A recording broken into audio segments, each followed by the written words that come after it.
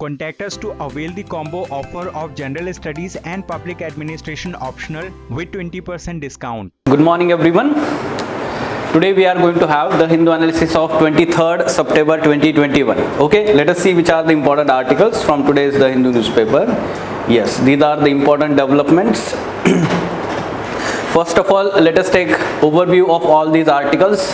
Page number is mentioned of all these articles. What we will do here, we will understand the context of these articles and then we will try to relate them with our syllabus points here, or which part of our syllabus they relate to. Okay, so first of all, mains related developments. Yes? Okay, screen is not stable. Now it is fine? Okay. Yes. So first article on page number 6, it is talking about the critical analysis of collegium system of appointments to the higher judiciary. Okay, Supreme Court and High Court. So very good, let's say, analysis in terms of, it will be a revision to you. Already you have read about all these things, basics about judicial appointments, evolution of the collegium system for the appointments to the judiciary. Okay, and yes, the context here is that recent recommendations by the collegium to let's say appointments to high courts and transfers of different chief justice of high courts. The concern here is, or the central point here is that in our constitution there is no express provision of Supreme Court, let's say, having supervision over high courts, right? So that's why it is talking about the collegium system. Already we know that there is opacity in how collegium works and the concerns are always there regarding this. Okay, GS2 paper, polity part.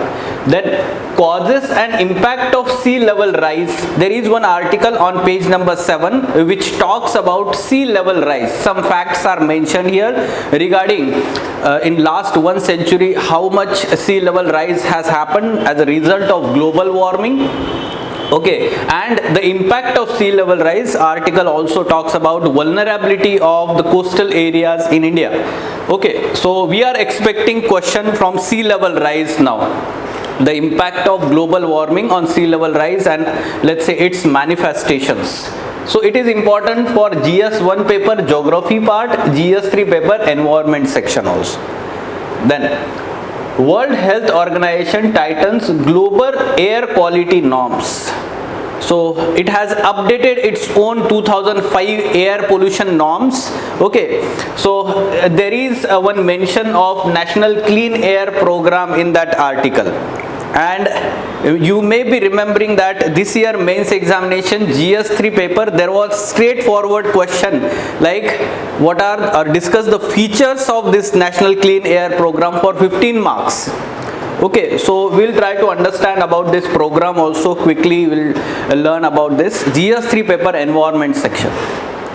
Then Covishield is fine but not Indian certification. UK. Yesterday itself we were talking about, yes, Covishield is fine and they must be thinking about how Indian administration works or how government issues this certification. There may be some problems regarding that certification. Bogus certification, we have many such cases of bogus certification and because of that maybe the UK government has taken this decision. Okay, so this is as a follow-up to IR section, GS2 paper and COVID-19.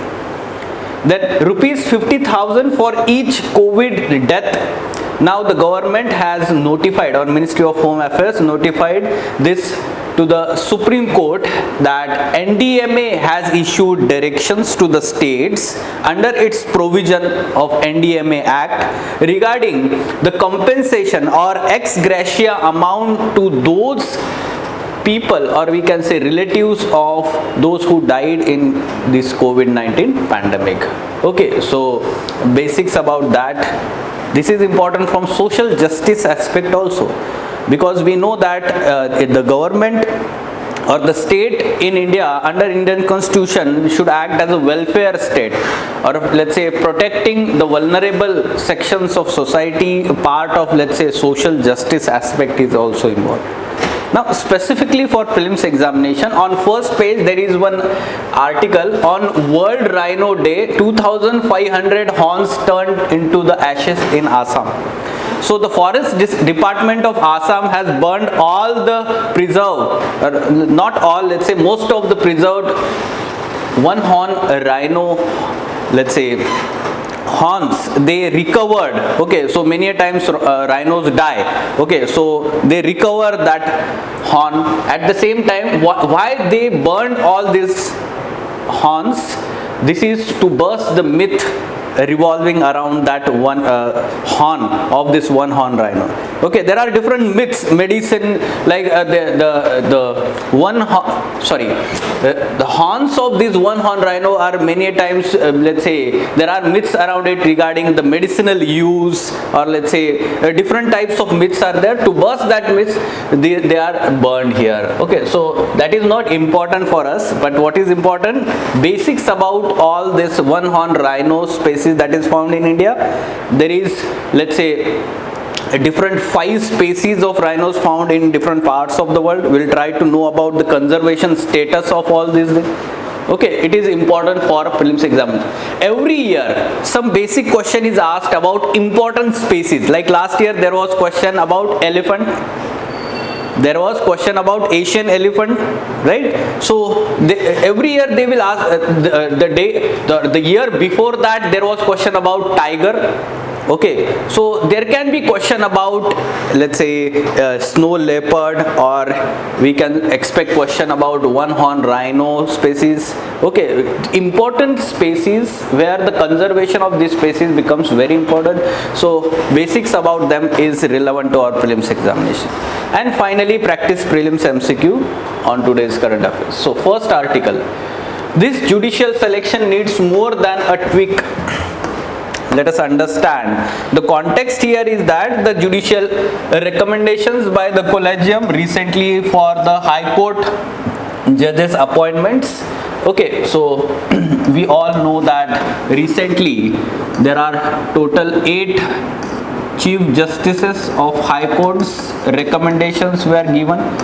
5 such Chief Justices were transferred to different High Courts, and many, let's say, recommendations for appointments to High Court judges. Okay, recently such kind of decisions were taken by the recommendations. Now we have to understand that there are some concerns regarding the judicial appointments by the collegium. What are these concerns? The concerns related to, let's say, opacity, and concern related to, we can say, no independent scrutiny of these decisions. That means the judiciary is not being held accountable for these decisions. Okay, no independent scrutiny of these decisions, and opacity, that is non-transparent.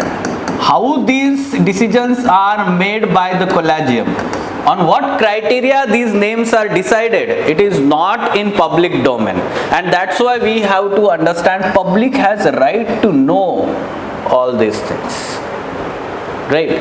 But before that, we should also understand how constitutional provisions are there regarding judicial appointments, how this collegium system originated and evolved over the period of time.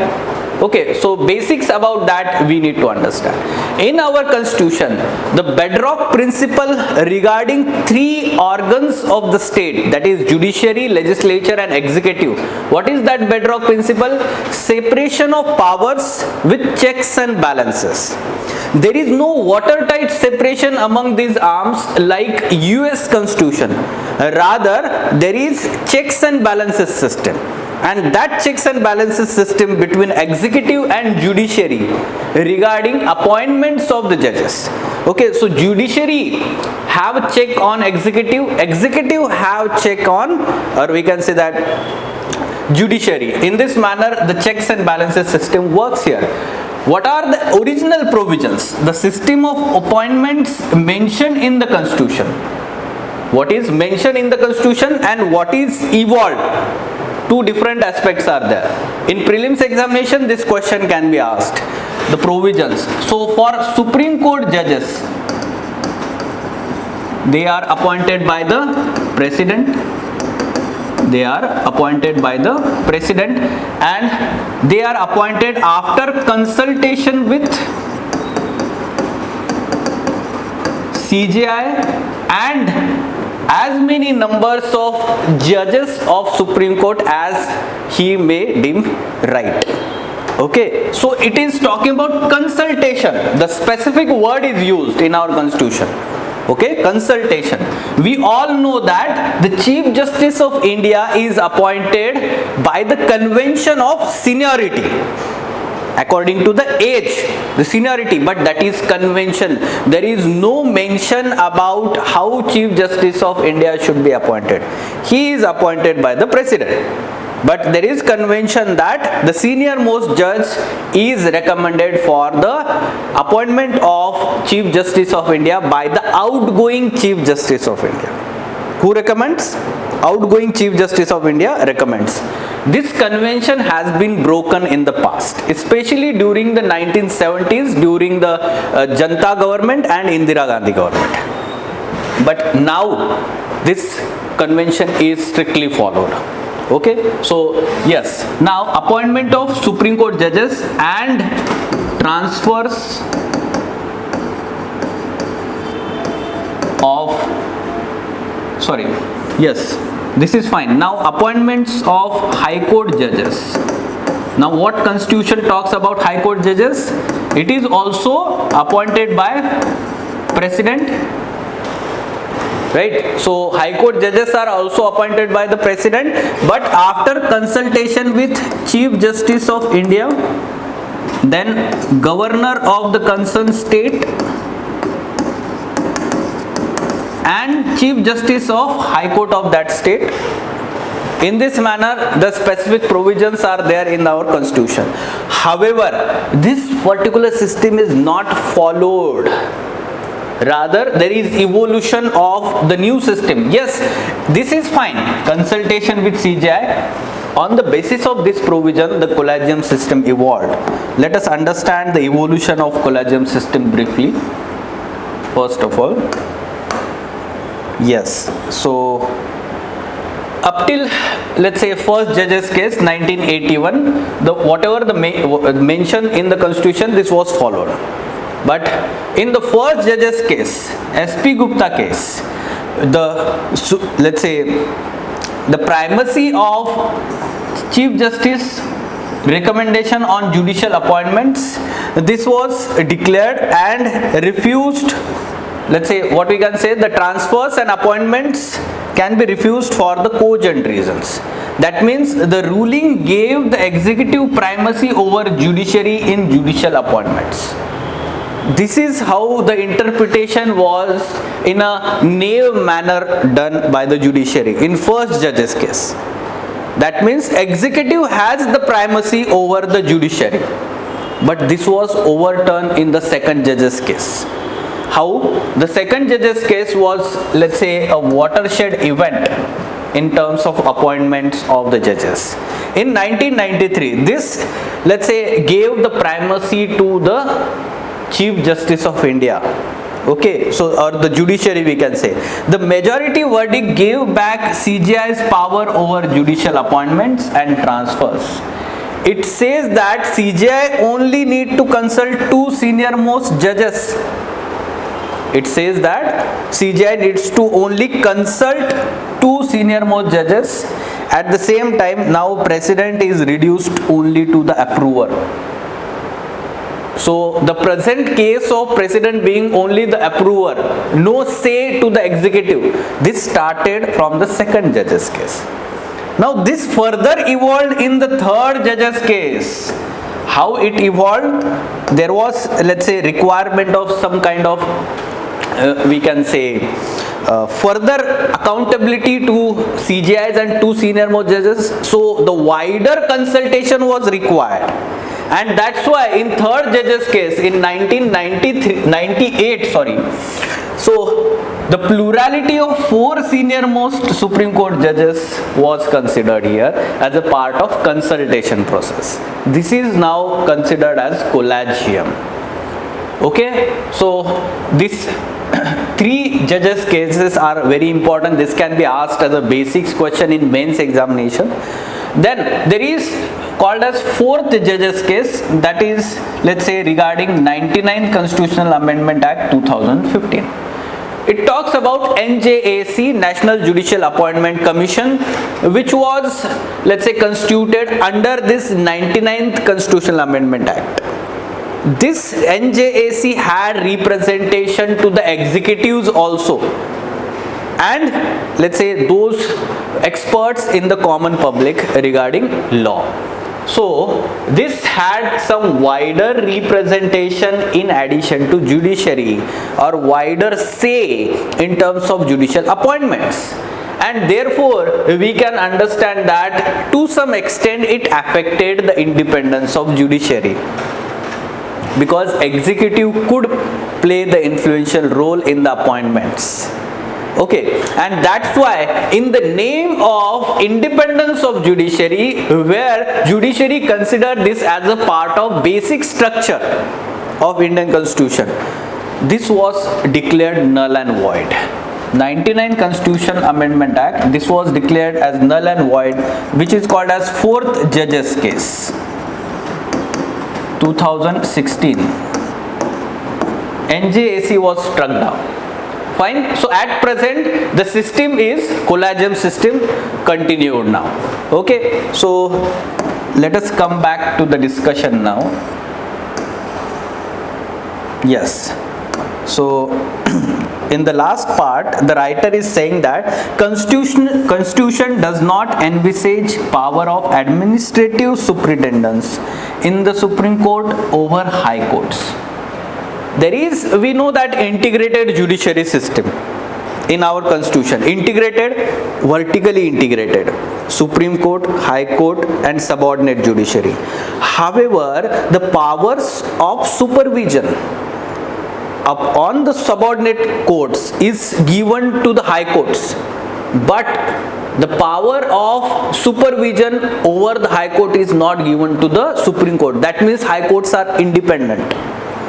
High courts are independent, and while doing such recommendations of transfer of high, or we can say chief justices of high court, there is some kind of supervision. There is some kind of supervision being done by the Supreme Court over high courts. Transfer of high court judges is fine, but transfer of Chief Justice of High Court, this actually affects the independent working of high courts. Okay, so in this manner we should understand this analysis. Like the kind of question like separation of powers is the bedrock principle of Indian constitutionalism. In this respect, examine the collegium system of judicial appointments. So what you will do here, you need to understand the evolution of collegium system. In this aspect, we should understand there are systems of checks and balances in addition to this separation of powers. And in that checks and balances, the executive is not having any kind of check on judiciary in terms of, let's say, appointments, because the president or the executive is only approver. Right, our constitution provides for that check, but the executive is not having any kind of check here. So to some extent there is need of new kind of system for the appointment, which is having appropriate say by the executive also, and we can say that there should be some kind of transparent provisions. Okay, the opacity revolving around the collegium should go. Fine. Any question regarding this?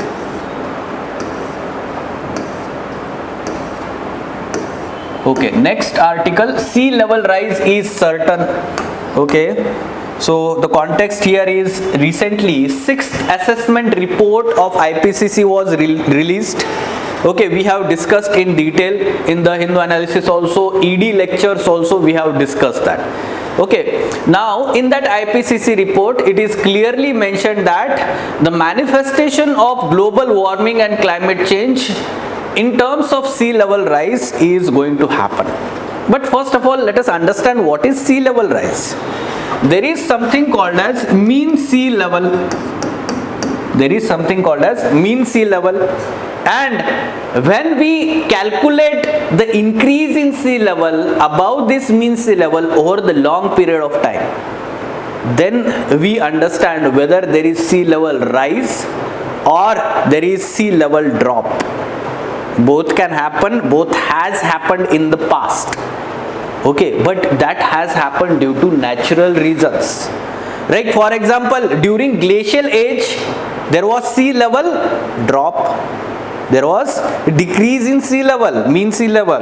Try to understand why? Because during glacial age, the ice was trapped on the land. Therefore, the amount of water flowing into the oceans decreased, and that's why ocean level dropped. But that naturally happened. And during the warming period, sea level rise happened. However, at present, whatever the sea level rise we are experiencing, that is because of anthropogenic factors or man-made factors, CO2 emissions, fossil fuel burning, right? And because of that, there is increase in sea level. So, sea level rise. Now, there are three different causes of sea level rise. First of all, we can understand that our contributing factor first is global increase in atmospheric temperatures, and because of that, what happens? There is increase in volume of water, as water is also getting heated, surface water, ocean water, and when the water is getting heated, there is increase in volume, and because of that, sea level is increasing. First thing. Second, melting of glaciers in the mountain tops, right? And third, melting of icebergs in polar region, in Arctic and Antarctic, right? All these three factors are contributing to sea level rise. Fine. Now, after understanding the basics, we should understand that sea level rise will continue even after the emissions cease to increase. This is important concern. Try to understand this. Why? We know that land and sea gets heated and cooled in a differential rate. Sea water or water gets heated or cooled in a slow manner. So whatever the global warming that has already taken place, that will result into warming of surface ocean water for long period of time. Okay, so sea level rise continued even after the emissions or greenhouse gas emissions ceased to exist. So we need to have certain long-term plan regarding this. You need to be aware. Now, some facts or data, how it will impact. First of all, global mean sea level already rose by 0.2 meter between 1901 to 2018. You can use this fact in your answer directly. Now, the projections in IPCC report, there are different scenarios mentioned, 5 different scenarios mentioned in IPCC report. And when we are very much pessimistic in that scenario, and suppose the 3 degrees Celsius temperature rise happens by the end of century, so what will happen? There will be maximum 0.7 mm rise in sea level, not mm, meter, sorry. 0.77 meter, and if suppose no action is done or climate change actions by the human beings for the reduction of global emissions, it may lead to 1.4 meter also. you can imagine this will result into submergence of Lakshadweep Islands, Maldives as a country, and many such small island nations. Okay, completely submergence of all these islands. Okay, so in this manner we should understand the facts. Close to 700 million people worldwide live along the coast. Use this fact also. Okay, how it will affect the coastal areas. Then vulnerability in India. So we all know that three important, let's say, cities: Mumbai, Chennai and Kolkata. They are along the coastal areas, along with many such small cities and the coastal population. So the threat of submergence along the coastal areas, first of all you should understand that there will be increase in number of storm surges. Second, frequent flooding of coastal areas. And third, coastal erosion. Fourth, you can say that because of sea level rise, there will be incursions of salt water into the groundwater. These are some of the effects that coastal areas will face. We are expecting such question in GS3 paper or GS1 paper. What could be the impact of global warming or climate change in the coastal regions of the world? Coastal regions. Okay, so due to sea level rise, already we are experiencing storm surges, and suppose what will happen because of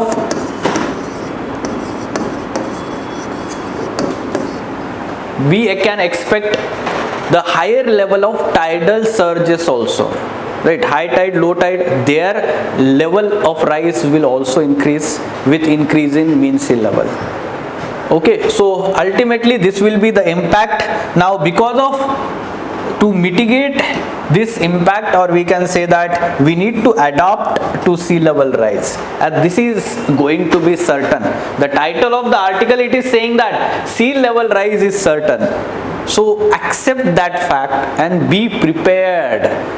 So how do we adapt to that? First of all, we need to have some kind of scientifically designed embarkments so as to protect from the storm surges. Second, we need to understand that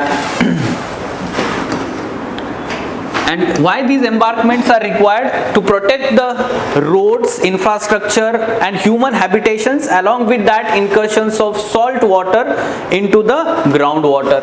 Second thing, we should understand that the early warning system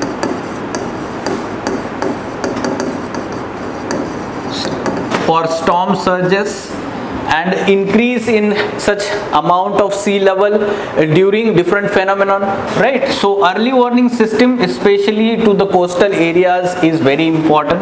Then we can also talk about, let's say, regulation or strict regulation of construction activities.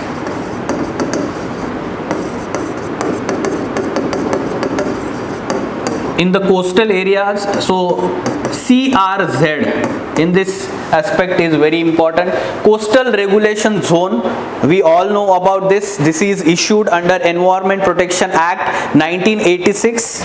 Coastal Regulation Zone talks about which activities are allowed in the coastal areas and up to what point they are allowed. So strict implementation of coastal regulation zones or these CRZ rules is very much important. Okay, so in this manner you should talk about the adaptation. At present, we all know that these three different cities are facing the pressure of land. Mumbai saturated, Kolkata saturated, Chennai saturated. Actually, they are moving towards landward development. And Mumbai, they have Western Ghats. Right, on landward development there are Western Ghats and they are not having enough land with them. So what they are doing? Vertical buildings. this increases further pressure on the land. Okay, so actually we should understand this is also part of urban planning and development, regional planning. So this is completely part of geography. So simple question can be there: what are the causes of sea level rise?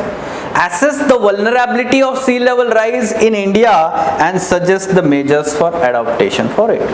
Try to attempt this question on the basis of discussion we had. Okay, any question? Fine. Now moving on, WHO tightens global air quality norms. Yes, now this is important. There are 2005 earlier norms regarding the air pollutants, and now they have been updated, and already whatever the 2005 norms are there, India is not compliant with those norms, and now they have updated further. So we need to update our norms also. Our norms regarding, let's say, this national ambient air quality standards. They are for different air pollutants, and this NAAQS is already non-compliant with 2005 norms. So further we need to update our norms. There is one specific program, National Clean Air Program launched in 2019 for non-compliant cities. Okay, which are these non-compliant 122 cities? By 2024 we have to reduce PM 2.5, PM 10 particulate matter, right? Their amount we have to reduce. So this National Clean Air Program, there was one question. If you remember in 2020 mains examination, last year mains examination, GS3, 15 marks, what are the key features of National Clean Air Program initiated by the government of India? Straightforward question was there for 15 marks. Okay, so this basics about this you should be aware. It was launched in 2019. It wants to reduce this PM 10 and PM 2.5 by 20 to 30%. Now these cities are selected as non-compliant cities. Which are these non-compliant cities? Where the NAAQS standards of air quality are not met in this period, 2011 to 2015 period.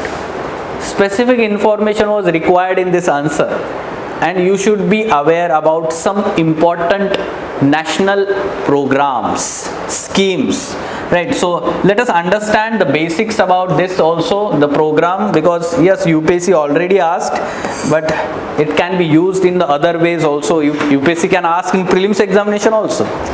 The same question UPSC can ask in prelims examination. Yes, so National Clean Air Program, the tenure, so midterm 5 years action plan to begin, keeping 2019 as base year, further extendable to 20 to 25 years in long term. What are the objectives? Stringent implementation of mitigation measures for prevention, control, abatement of air pollution. Then we can talk about, let's say, it includes public awareness, capacity building measures also. Now the approach is different in this program from the earlier programs. What is the difference? Multi-sectoral and collaborative approach, mainstreaming and integration into existing policies and programs of government of India, including NAPCC. What is NAPCC? Do you remember? There are 8 missions. National Action Plan on Climate Change. There are 8 different missions, like National Solar Mission is there in this NAPCC. Okay, so integrating with that program these policies. Use Smart Cities framework to launch this NSP in 43 smart cities. So it is integrating with Smart City program also. So this kind of approach, new approach is there. Now target, just now we have understood, 20 to 30% reduction in P point. Now some of the initiatives you should be aware. National Air Quality Monitoring Network will be augmented under this program. National Air Quality Plan for cities will be chosen. Indoor Air Pollution Monitoring and Management. National Emission Inventory will be prepared. National Network of Technical Institutions will be there. So in this manner we should be aware about features of this program and the initiatives that will be undertaken under this program. Fine. So this can be asked in prelims examination also. Just be aware about such important programs. Covishield is fine, but not the Indian certification.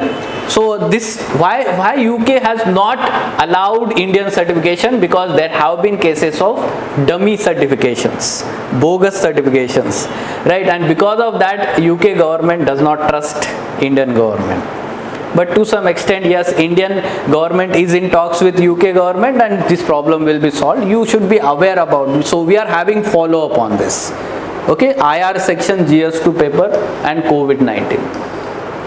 So yes, rupees 50,000 for each COVID-19 death. So Ministry of Home Affairs notified Supreme Court that yes, they are giving this kind of ex gratia amount, and these are under NDMA guidelines. So let us understand the background here. Supreme Court in, let's say, one of the ruling in June month directed the NDMA to recommend guidelines for giving ex gratia assistance to families of persons who died of COVID-19, mandated under section 12 of the Disaster Management Act 2005. So there is mandated under NDMA Act this ex gratia amount, because we know that this is declared as notified disaster under this act.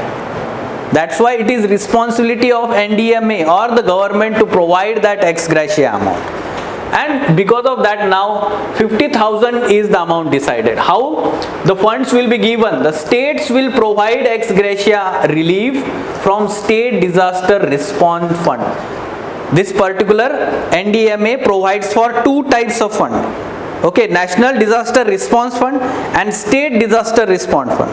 This is given by the central government or to the states in two installments in 1 year. Okay, so State Disaster Response Fund, under this fund, this will be provided by the state government, and which is the authority to disburse this amount? District Disaster Management Authorities will make the disbursement. Generally, that is under the, let's say, authority of district collectors.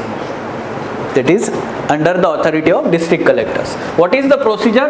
After documents proving COVID-19 death are submitted, the claim will be settled within 30 days. The amount will be deposited in Aadhaar linked bank accounts. You know, there are many such administrative delays in this procedure. The certification, those already, you know, they have lost their dear loved ones, and they are facing the problem in receiving that certification also.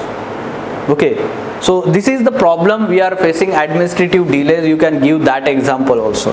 Fine, there are grievance redressal mechanisms also, but we know how administration works. On World Rhino Day, 2,500 horns turn into ashes in Assam. So Forest Department of Assam burned all these horns of one-horn rhinos. This is to burst the myth around these horns. Like there are myths regarding the medicinal use, like aphrodisiac. Okay, so such kind of myths are there revolving around the horns, and that result into poaching and trafficking, illegal trafficking of these horns. Okay, now that is not important, but we should understand basics about one-horn rhino and different species of rhinos also. Which are different 5 species of rhinos found in different parts of the world. First, white rhino. Second, black rhino. Okay, these two are found in Africa. They are found in Africa. Third is one-horn rhino. This is found in India and Nepal also. So it is not only found in India, it is found in Nepal also. Okay, so one-horn rhino, it is, let's say, the conservation status, we'll talk about this separately. Then fourth one is Javan, and fifth one is Sumatran rhino, found in respectively Java and Sumatra islands of Indonesia. Okay, so conservation status of all these 5. So yes, white rhino near threatened, then black rhino critically endangered. Okay, so critically endangered, Javan and Sumatran also critically endangered. These three species are critically endangered. Javan and Sumatran rhino species were once considered extinct. You should remember this. Now the conservation efforts has resulted into increase in some number, and because of that now the conservation status by IUCN shifted to critically endangered. What is the conservation status of one-horn rhino? Vulnerable. Okay, so here we are going to talk about in detail one-horn rhinos. Remember about 5 species. Okay, now one-horn rhino found in India and Nepal also. It is also called as Indian rhino. It is identified by single black horn and grey-brown hide skin, the folds. They primarily graze, and diet consists of entirely grasses as well as leaves. Conservation status is important always, and in conservation status talks about 3 things. First, IUCN. Second, CITES, which appendix of CITES? Convention on International Trade in Endangered Species, CITES treaty. And third one is the let's say conservation or protection under Wildlife Protection Act, Schedule of Wildlife Protection Act. So highest protection is given under Schedule 1. Then highest protection, Appendix 1 of CITES, and IUCN Red List, it talks gives the designation as vulnerable species. Every year IUCN declares the Red Data Book talking about different species and their conservation status. Okay, different conservation like critically endangered, endangered, near threatened, extinct in wild. So all these are there in environment section. Basics about that we are going to learn if you are in the foundation batch. Okay, there was one conservation program regarding Indian rhino called as Indian Rhino Vision 2020. Remember about this also. This can be asked in prelims examination. It was launched in 2005. It was talking about conservation of Indian rhino and increasing their population by expanding its habitat.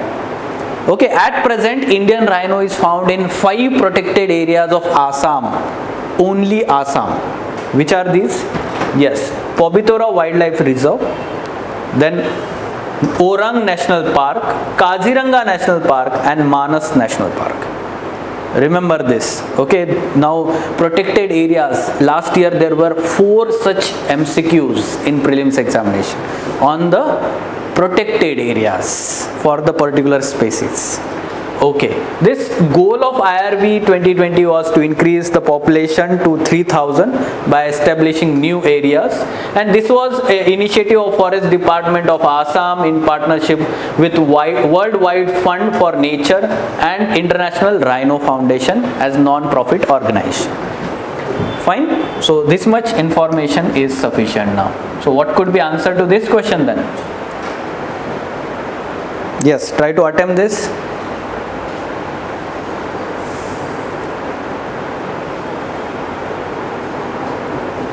What should be answer?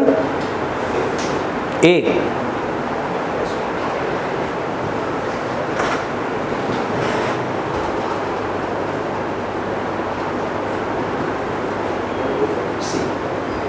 C. Okay. Yes. Some of the students say yes. C is the answer. Yes, very good.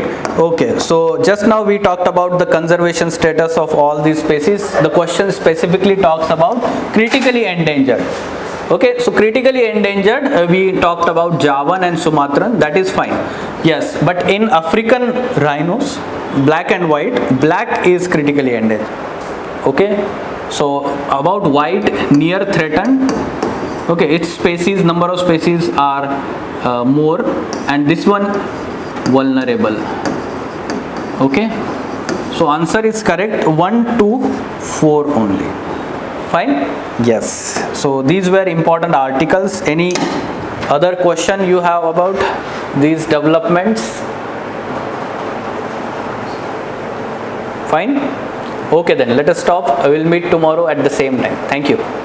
Contact us to avail the combo offer of General Studies and Public Administration optional with 20% discount.